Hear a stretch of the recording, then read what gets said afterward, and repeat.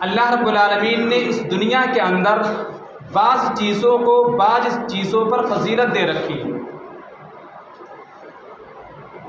اللہ رب العالمین نے اس دنیا کے اندر دو طرح کی مخلوقات کو پیدا کیا، ایک باشعور مخلوقات، دوسری بے شعور مخلوقات۔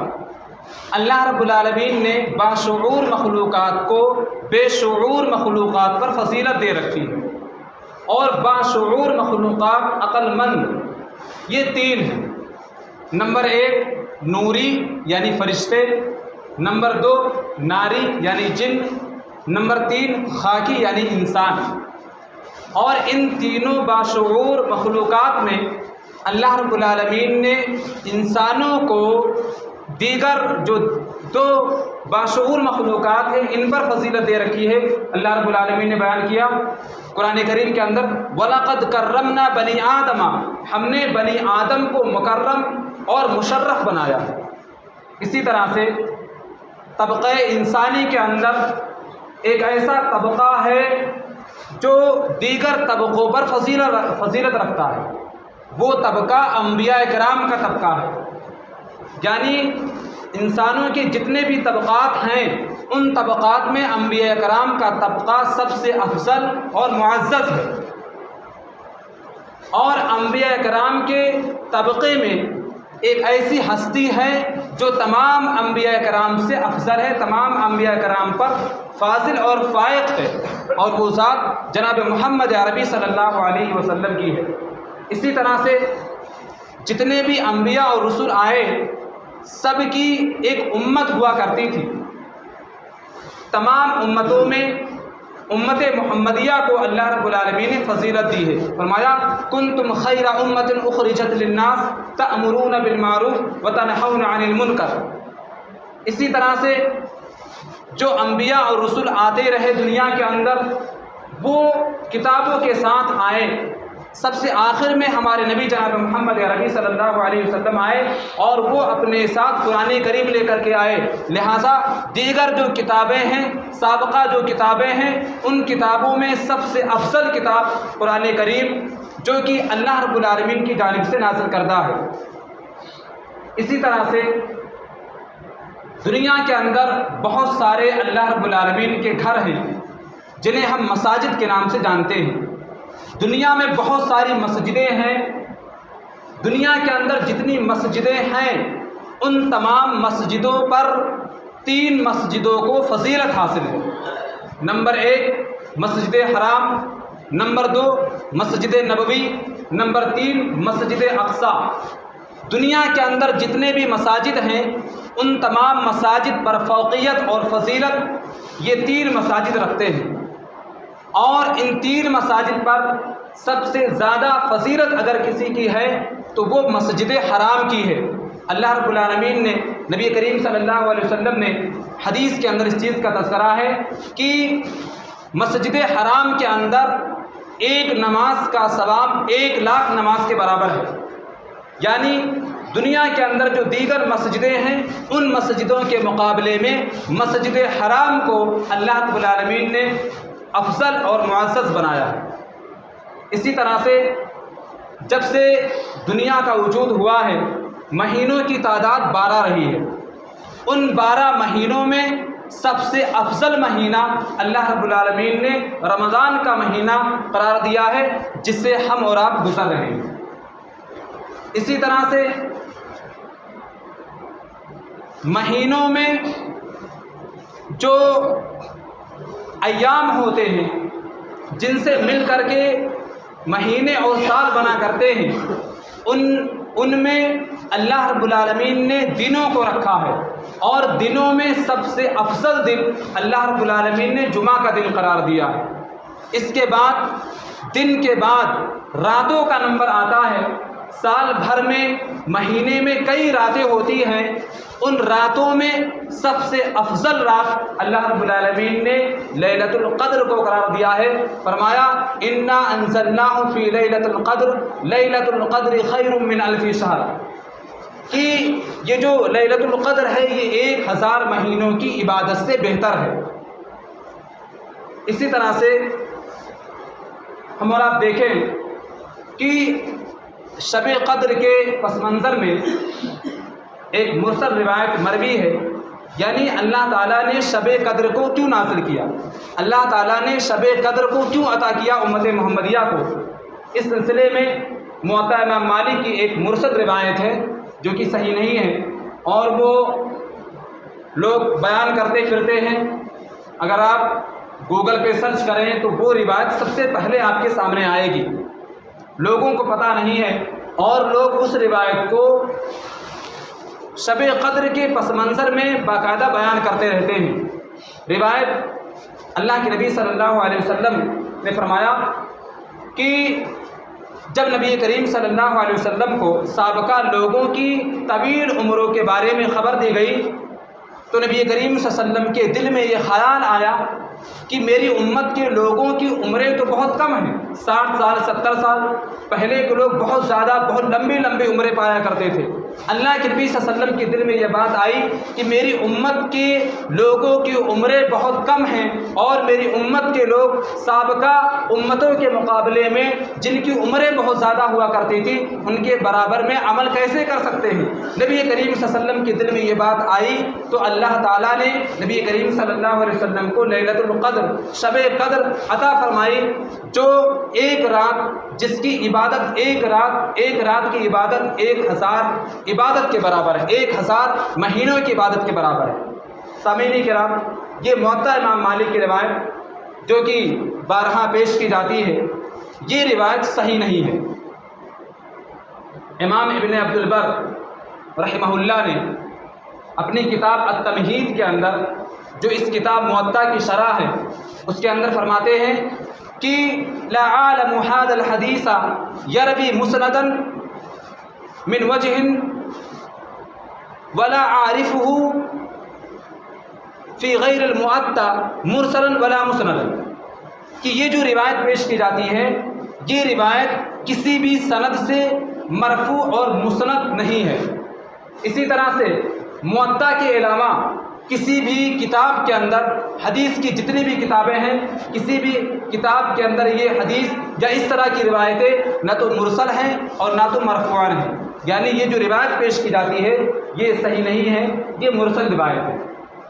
آئیے ہم اور آپ دیکھیں کہ شب قدر کی فضیلت کیا ہے۔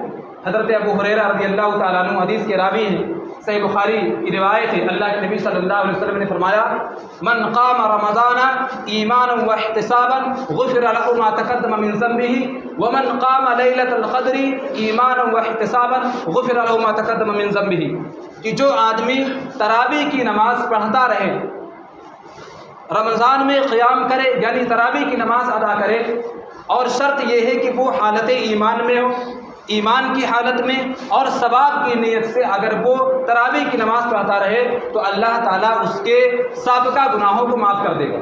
ومن قام لیلۃ القدر ایمانا واحتسابا غفر له ما تقدم من ذنبه، اور اگر کوئی آدمی لیلۃ القدر میں شب بیداری کرتے سمے نوافل کا اہتمام کرے، نمازیں پڑھتا رہے، اس میں قیام کرے، لمبی لمبی نمازیں ادا کرے، تو اللہ رب العالمین اس کے گناہوں کو جو سابقہ صغیرہ گناہیں ہیں اللہ تعالیٰ ان کو معاف کر دے گا۔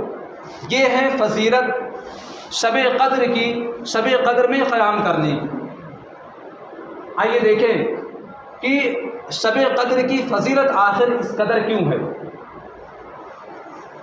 شب قدر کی فضیلت کے سلسلے میں اللہ رب العالمین نے سورہ قدر کے اندر فرمایا کہ انا انزلناہ فی لیلۃ القدر، اللہ رب العالمین نے شب قدر کو اتنا زیادہ مرتبے والا اور بابرکت جو قرار دیا ہے، اس کی ایک وجہ وہ یہ ہے کہ اللہ تعالیٰ نے شب قدر میں قرآن کریم کو لوح محفوظ سے پورا کا پورا سمائے دنیا پر بیت العزہ میں نازل کیا۔ لیلۃ القدر میں، شب قدر میں اللہ تعالیٰ نے پورے قرآن کو لوح محفوظ سے سمائے دنیا پر ایک مقام ہے بیت العزہ، وہاں پر اللہ تعالیٰ نے پورے قرآن کو نازل کیا، اور اس کے بعد حسب ضرورت، حسب بقائے، حالات کے اعتبار سے تھوڑا تھوڑا کر کے نجمن جز'ان قرآن کریم کا نزول 23 سالہ مدت کے اندر ہوا۔ تو شب قدر کی جو فضیلت ہے وہ نزول قرآن کی وجہ سے ہے۔ اللہ رب العالمین نے شب قدر میں قرآن کریم کو پورا کا پورا نازل کیا، اس لیے اس رات کی اس قدر فضیلت ہے۔ سامعین کرام، ایک اور سوال کہ اللہ رب العالمین نے شب قدر کو دو ناموں سے پکارا ہے۔ پہلا نام سورہ قدر کے اندر انا انزلناہ فی لیلۃ القدر، اس کا نام لیلۃ القدر ہے، اور سورہ دخان کے اندر اللہ رب العالمین نے فرمایا انا انزلناہ فی لیلۃ مبارکہ، کہ ہم نے قرآن کریم کو بابرکت رات میں نازل کیا۔ تو گویا کہ اللہ تعالیٰ نے شب قدر کو دو ناموں سے تعبیر کیا ہے، پہلا نام لیلۃ القدر، دوسرا لیلۃ المبارکہ۔ آئیے دیکھیں کہ ان دونوں کی وجہ تسمیہ اور اسباب کیا ہیں۔ اللہ رب العالمین نے شب قدر کو بابرکت مہینہ قرار دیا ہے، آخر کیوں قرار دیا ہے؟ سوال ہے۔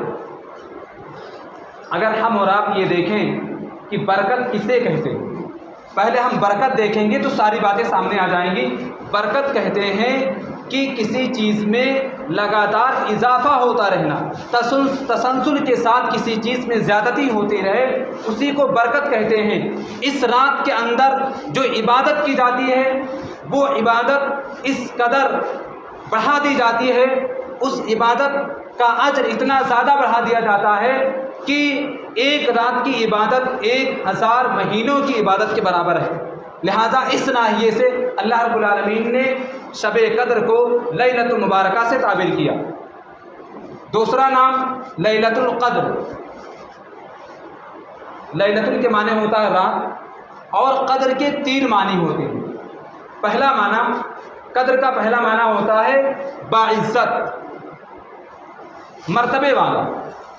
تو لیلۃ القدر کا ترجمہ یہ ہوگا کہ بابرکت رات، عزت والی رات، محترم رات، اس ناحیے سے کہ اللہ رب العالمین نے لیلۃ القدر کو تمام راتوں میں سب سے زیادہ معزز اور سب سے زیادہ قدر کی رات قرار دیا ہے، سب سے زیادہ مرتبے والی رات قرار دیا ہے۔ اس کے مقابلے میں سال بھر کی جتنی راتیں ہیں وہ سب ہیچ ہیں اس کے سامنے۔ اس ناحیے سے اگر دیکھا جائے تو لیلۃ القدر یعنی عزت والی رات، چونکہ اس رات، یہ رات دیگر راتوں کے مقابلے میں سب سے زیادہ مرتبے اور سب سے زیادہ عزت والی ہے، اس ناحیے سے اس رات کا نام لیلۃ القدر رکھا گیا۔ قدر کا ایک دوسرا معنی ہوتا ہے تنگی، کشادگی کے الٹا تنگی۔ تب معنی یہ ہوگا لیلۃ القدر کا یعنی تنگ ہو جانے والی رات، تنگی کی رات۔ اس میں کون سی چیز تنگ ہو جاتی ہے؟ اس کے اندر لیلۃ القدر میں، شب قدر میں زمین تنگ ہو جاتی ہے۔ لیلۃ القدر میں فرشتوں کا اس قدر نزول ہوتا ہے، جبریل امین کے ساتھ فرشتے اس قدر آتے ہیں، اتنی کثیر تعداد میں آتے ہیں کہ زمین تنگ ہو جاتی ہے۔ اس ناحیے سے اس رات کا نام لیلۃ القدر رکھا گیا، یعنی تنگ ہو جانے والی رات، فرشتوں کی وجہ سے۔ تیسرا معنی قدر کا فیصلہ کرنا، اندازہ کرنا۔ تو لیلۃ القدر کا ترجمہ یہ ہوگا کہ فیصلے کی رات، انصاف کی رات، اندازے کی رات۔ کس طریقے سے فیصلے کی رات؟ اللہ رب العالمین نے سورہ دخان کے اندر فرمایا انا انزلناہ فی لیلۃ مبارکہ انا کنا منذرین فیہا یفرق کل امر حکیم، یعنی یہ جو رات ہے، اس رات کے اندر ہر حکیمانہ فیصلہ کر دیا جاتا ہے۔ شب قدر کے اندر ہر حکیمانہ فیصلہ کر دیا جاتا ہے۔ کیا مطلب ہے؟ یعنی جب شب قدر آتی ہے، لیلۃ القدر ہوتی ہے ایک رات، تو اس رات کے اندر اللہ رب العالمین فرشتوں کو پلان دے دیتا ہے، منصوبہ دے دیتا ہے کہ اس پورے سال کے اندر فلاں آدمی کے ساتھ کون سا واقعہ پیش آئے گا۔ مثال کے طور سے شب قدر میں، لیلۃ القدر میں یہ لکھ دیا جاتا ہے، یہ اندازہ کر کے فرشتوں کو دے دیا جاتا ہے کہ فلاں آدمی کی تجارت میں اس سال اتنا زیادہ منافع ہوگا، فلاں آدمی فلاں تاریخ کو اسی سال میں مر جائے گا۔ یہ ساری چیزیں شب قدر کی رات لکھ دی جاتی ہیں۔ آپ اندازہ کریں کہ ایک آدمی سو رہا ہوتا ہے، ایک آدمی بازار میں گھوم رہا ہوتا ہے، اور اس رات اسی سال اس کے مرنے کا پروانہ جاری کر دیا جاتا ہے کہ فلاں دن اسی تاریخ اسی سال میں فلاں تاریخ کو یہ آدمی مر جائے گا۔ یہ لکھ دیا جاتا ہے کہ فلاں تندرست کو فلاں بیماری میں مبتلا کر دیا جائے گا۔ یہ لکھ دیا جاتا ہے، یہ فیصلہ کر دیا جاتا ہے کہ فلاں بیمار کو شفایابی مل جائے گی، فلاں بیمار کو اچھا کر دیا جائے گا۔ یہ لکھ دیا جاتا ہے، یہ فیصلہ کر دیا جاتا ہے کہ فلاں عزیز کو ذلیل کر دیا جائے گا۔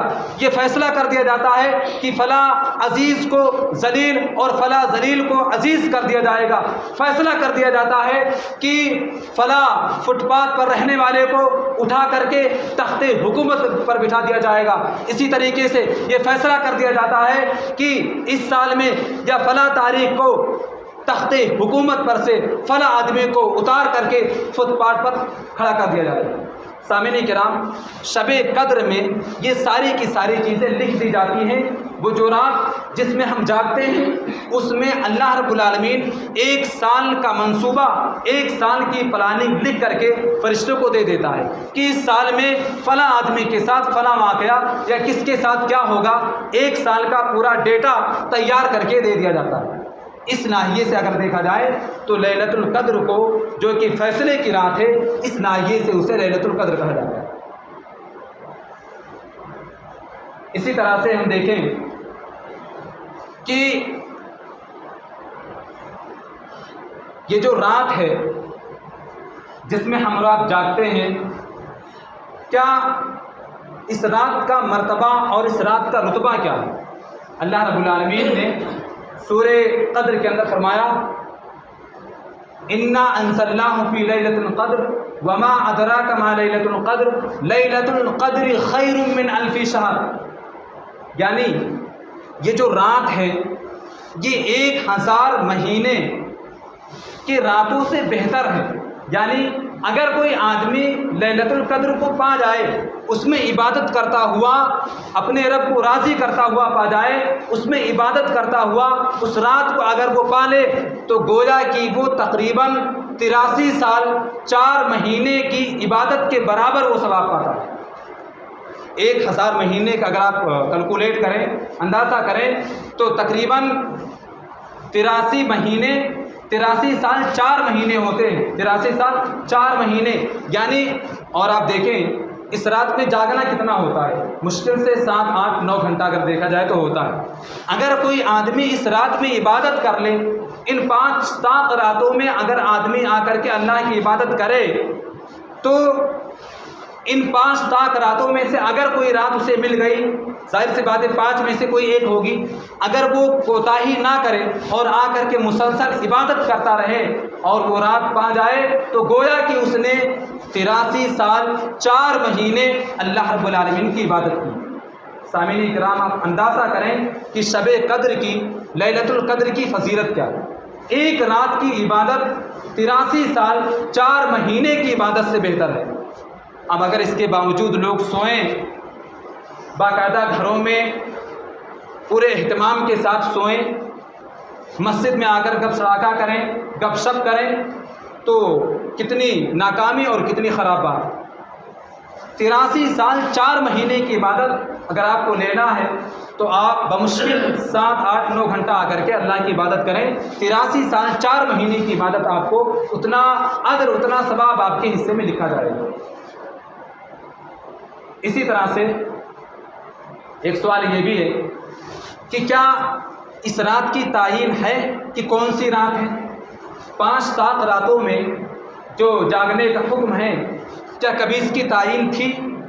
جی ہاں، ان 5 راتوں میں سے کون سی رات لیلۃ القدر کی ہے، اس بات کی تعین کر دی گئی، لیکن کچھ مسلمانوں کی کوتاہی کی وجہ سے، مسلمانوں کی وجہ سے وہ چیز، وہ تعین ہٹا لی گئی۔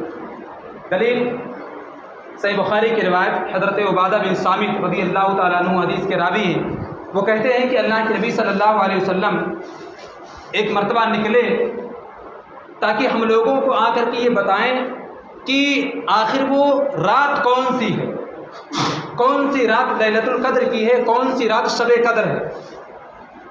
نبی کریم صلی اللہ علیہ وسلم تھوڑا آگے آئے تو دو مسلمانوں کو جھگڑا کرتے ہوئے دیکھا، دو مسلمان جھگڑا کر رہے تھے۔ رسول اکرم صلی اللہ علیہ وسلم جب ان کے پاس گئے اور ان کی طرف دیکھا تو نبی کریم صلی اللہ علیہ وسلم کے ذہن سے اچانک سے یہ تعین ہٹا دی گئی، بھلوا دی گئی۔ یعنی نبی کریم صلی اللہ علیہ وسلم کو جو تعین کی گئی تھی، بتلایا گیا تھا کہ فلاں رات یہ لیلۃ القدر کی ہے، مسلمانوں کے جھگڑوں کی وجہ سے وہ تعین ہٹا دی گئی۔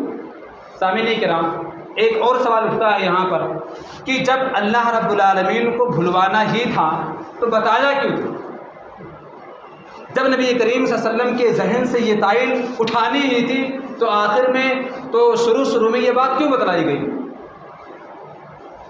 اس کا لوگوں نے دو طرح سے جواب دیا ہے۔ پہلا جواب حدیثی کے اندر موجود ہے، اللہ کے نبی صلی اللہ علیہ وسلم نے فرمایا کہ اسی حدیث کے اندر موجود ہے کہ شاید اس رات کی تعین کو ہٹا لینا ہی تمہارے لیے اس میں بہتری اور اچھائی ہے۔ کس ناحیے سے؟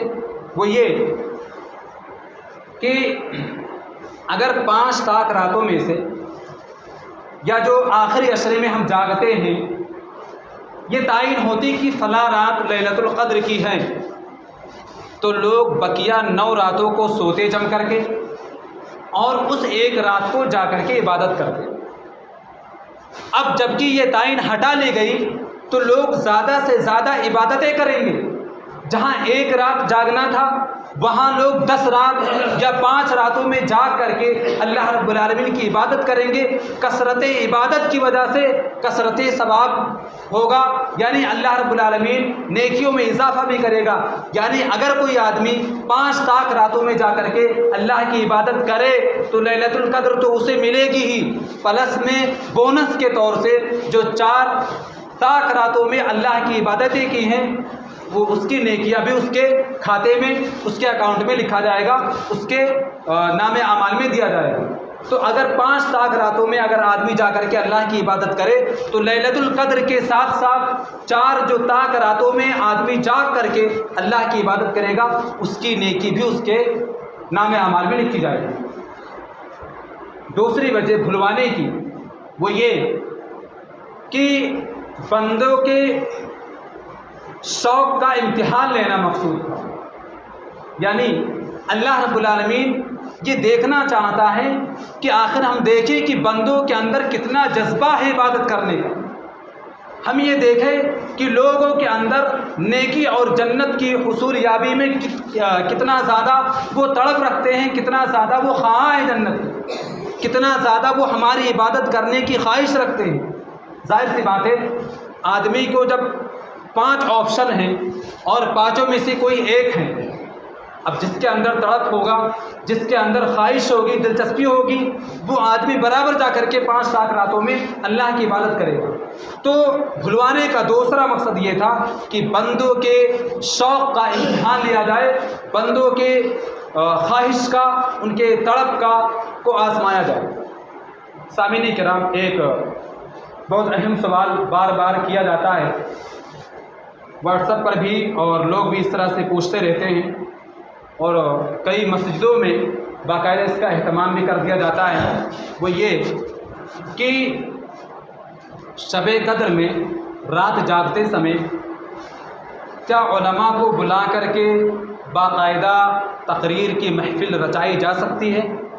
شب قدر میں علماء کو بلا کر کے تقریر اور وعظ و نصیحت کی محفل رچائی جا سکتی ہے؟ یہ سوال ہے۔ اس کا لوگوں نے بہت ہی تفصیلی انداز میں جواب دیا ہے کہ شب قدر میں جو 5 طاق راتوں میں ہم اللہ کی عبادت کرتے ہیں، ان میں علماء کو بلا کر کے تقریریں سننا، ان کے وعظ و نصیحت سے مستفید ہونا یہ قطعاً درست اور صحیح نہیں ہے۔ میں تفصیل میں نہ جاتے ہوئے صرف وہ حدیث آپ کے سامنے پیش کر دوں جس سے کچھ لوگوں نے علماء کی تقریروں کو جائز قرار دیا ہے شب قدر میں سننے کو۔ دلیل یہ ہے صحیح بخاری کی روایت ابو سعید خدری رضی اللہ تعالیٰ عنہ حدیث کے راوی ہیں. حدیث نمبر 2018 ہے. حدیث کے اندر ہے کہ ایک مرتبہ اللہ کے نبی صلی اللہ علیہ وسلم جب اعتکاف سے تھے، اعتکاف میں بیٹھے ہوئے تھے، اور اس وقت نبی کریم صلی اللہ علیہ وسلم کا قیام مسجد کے اندر تھا. میں حدیث کا ترجمہ پیش کر رہا ہوں. اس وقت نبی کریم صلی اللہ علیہ وسلم کا قیام مسجد کے اندر تھا، اور جب نبی کریم صلی اللہ علیہ وسلم نے اعتکاف سے نکل کر کے اپنے گھر جانا چاہا تو آپ نے خطبہ دیا. فخطب الناس فامرهم. اللہ کے نبی صلی اللہ علیہ وسلم نے جانے سے پہلے لوگوں کو خطبہ دیا اور اللہ کی مرضی کے مطابق جو ان کو توفیق ہو عبادتیں اور نیکیاں کرنے کا حکم دیا. حدیث کے اندر جو محل شاہد ہے جس سے لوگوں نے دلیل پکڑی ہے وہ ہے فخطب الناس. نبی کریم صلی اللہ علیہ وسلم نے لوگوں کو خطبہ دیا. بعض لوگوں نے اسی جملے کو رکھ کر کے باقاعدہ یہ استدلال کیا ہے کہ رمضان میں شب قدر میں علماء کو بلا کر کے باقاعدہ تقریروں کا اہتمام کیا جا سکتا ہے، علماء کے وعظ و نصیحت سے مستفید ہوا جا سکتا ہے. فخطب الناس یہ لفظ حدیث کے اندر موجود ہے، اسی کو لوگوں نے ٹارگٹ بنایا. اس کا لوگوں نے جواب بھی اچھے انداز میں دیا ہے. سب سے پہلی چیز یہ کہ پہلا جواب یہ کہ اس حدیث کے اندر اس بات کی صراحت نہیں ہے کہ نبی کریم صلی اللہ علیہ وسلم نے جو خطبہ دیا تھا وہ لیلۃ القدر میں دیا تھا. اس بات کی صراحت نہیں ہے، پہلی بات. دوسری بات یہ کہ اس حدیث سے لوگوں نے جو مفہوم سمجھا ہے اس مفہوم کو نہ تو صحابہ کرام نے کبھی سمجھا اور نہ ہی سلف صالحین نے کبھی سمجھا جو آج کے لوگ سمجھ رہے ہیں. یہ دوسرا جواب. تیسرا جواب یہ کہ اگر لیلۃ القدر میں تقریریں کرنا، علماء کو بلا کر ان کے مواعظ حسنہ سے مستفید ہونا اگر نیکی اور بھلائی کا کام ہوتا تو صحابہ کرام سلف صالحین ضرور اس کام کو انجام دیتے. اگر ہم دیکھیں ان کی زندگیوں کو تو یہ کہیں بھی نہیں ملے گا، نہ تو صحابہ کرام سے اس بات کا ثبوت ہے اور نہ ہی سلف صالحین سے اس بات کا ثبوت ہے کہ وہ لیلۃ القدر میں باقاعدہ تقریروں کا اور وعظ و نصیحت کی محفلوں کا اہتمام کرتے. اس بات کا ثبوت کہیں نہیں ہے. سب سے ٹھوس جواب اس حدیث کا اور جن لوگوں نے اس حدیث سے دلیل پکڑی ہے اس کا منہ توڑ جواب یہ آخری جواب ہے، وہ یہ کہ اس حدیث کو جن لوگوں نے مہرہ بنا کر کے ٹارگٹ بنا کر کے شب قدر میں علماء کی تقریروں کو جائز قرار دیا ہے، علماء کے مواعظ حسنہ کے انعقاد کو درست قرار دیا ہے، ان لوگوں نے تدلیس اور چوری سے کام لیا. کس طرح؟ وہ اس طرح سے کہ یہی روایت صحیح بخاری کی جس کے راوی ابو سعید خدری رضی اللہ تعالیٰ عنہ ہیں، یہی روایت صحیح بخاری ہی کے اندر ایک دوسری سند کے اندر آئی ہے، جس سند کے اندر، جس حدیث کے اندر رسول اکرم صلی اللہ علیہ وسلم کے خطبہ دینے کے وقت کی تعین ہے کہ اللہ کے نبی صلی اللہ علیہ وسلم نے خطبہ کر دیا. اس بات کی تعین حدیث جو دوسری سند سے آئی ہے اس کے اندر موجود ہے. حضرت ابو سعید خدری رضی اللہ تعالیٰ عنہ بیان کرتے ہیں کہ ہم رسول اکرم صلی اللہ علیہ وسلم کے ساتھ رمضان کے درمیانی عشرے میں اعتکاف میں بیٹھے ہوئے تھے، لہٰذا ہم لوگ اعتکاف سے نکل کر کے اپنے اعتکاف گاہ سے نکل کر کے باہر آئے. حدیث کا ٹکڑا ہے فخطبنا رسول اللہ صلی اللہ علیہ وسلم صبیحۃ عشرین. اللہ کے نبی صلی اللہ علیہ وسلم نے خطبہ جو دیا تھا وہ 20ویں رمضان کو صبح کے وقت دیا تھا. اب آپ اندازہ کریں کہ صبح کے وقت میں کون سی لیلۃ القدر ہوتی. جن لوگوں نے یہ کہا ہے کہ لیلۃ القدر میں علماء کو بلا کر کے ان کی تقریریں سننا یہ صحیح ہے، اور اس حدیث سے جنہوں نے دلیل پکڑی ہے، اگر ان کے سامنے اس بات کو بیان کیا جائے کہ نبی کریم صلی اللہ علیہ وسلم نے خطبہ دیا تھا، اس بات کا ثبوت ہے، لیکن خطبہ کس وقت دیا تھا اس بات کا بھی ثبوت ہے۔ آپ جو یہ کہہ رہے ہیں کہ اللہ کے نبی صلی اللہ علیہ وسلم نے خطبہ دیا تھا رمضان میں، تو خطبہ آپ نے دیا تھا رمضان کے مہینے میں، لیکن 20ویں رمضان کو صبح کے وقت آپ نے خطبہ دیا۔ اس بات کی صراحت صحیح بخاری کی روایت جو حدیث ہے، اور وہی حدیث دوسری سند سے آئی ہے، اس کے اندر اس بات کی وضاحت اور اس بات کی صراحت موجود ہے کہ اللہ کے نبی صلی اللہ علیہ وسلم نے خطبہ دیا تھا، مگر صبح کے وقت خطبہ دیا تھا۔ سامعین کرام، ان باتوں سے یہ بات بالکل کھل کر کے سامنے آ جاتی ہے کہ شب قدر میں علماء کو بلا کر کے ان سے تقریریں کروانا، دیکھیں تقریریں کروانا، مواعظ حسنہ یا ان کے باتوں سے مستفید ہونا، یہ غلط بات نہیں ہے۔ آپ لوگ سوچ رہے ہوں گے کہ کیا کہہ رہے ہیں، یہ کوئی غلط بات تھوڑی نہ ہے، اگر ہم سنیں تو کیا ہے حرج؟ اس لیے کہ جو کام کسی نے نہیں کیا وہ آج ہم کریں۔ جس معنی کو، جس مفہوم کو نہ تو صحابہ کرام نے سمجھا تھا، نہ سلف صالحین نے سمجھا تھا، نہ بڑے بڑے علماء نے کبھی کیا تھا، آج کے لوگ میں، آج کے دور میں ہم کریں، یہ صحیح اور درست نہیں ہے۔ لہٰذا کسی بھی روایت میں، کوئی بھی حدیث میں یا کوئی بھی دلیل اس بات پر نہیں ہے کہ لیلۃ القدر میں علماء کو بلا کر کے ان کی تقریریں سنی جائیں، ان کے مواعظ حسنہ سے مستفید ہوا جائے۔ اس کے مقابلے میں بہتر یہ ہے کہ اللہ رب العالمین کے سامنے کھڑے ہو کر کے نمازیں ادا کی جائیں، قرآن کریم کی تلاوت کی جائے، اللہ رب العالمین کے سامنے ہاتھ پھیلا کر کے رو رو کر اپنے گناہوں کی معافی کے لیے روئیں۔ اللہ رب العالمین سے دعا ہے کہ بار الہ ہم تمام مسلمانوں کو کہی گئی باتوں پر عمل کرنے کی توفیق عطا فرما، آمین۔ بار الہ ہم تمام مسلمانوں کو شب